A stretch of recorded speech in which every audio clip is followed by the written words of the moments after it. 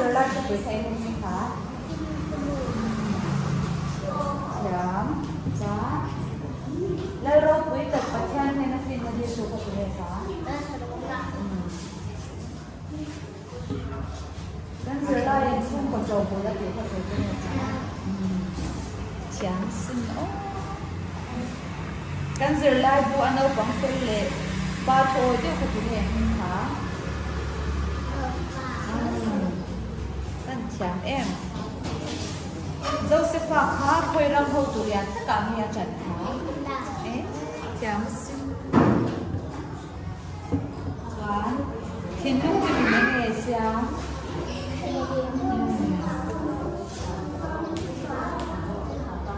Xoán Căn này giống dung hi tu mình tê tê hả?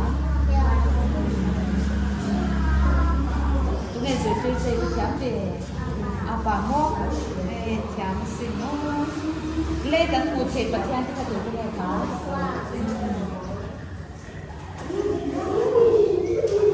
nô lê qua chỗ tụi này thú mình để đây mang theo lẩu sơn hay sao đâu mấy xe có lắm bằng rung lệ thu phần sợi đồ đây đối với cái sợi đồ lấy thu phình té riêng à khoa là sợi té lấy đối với cái lấy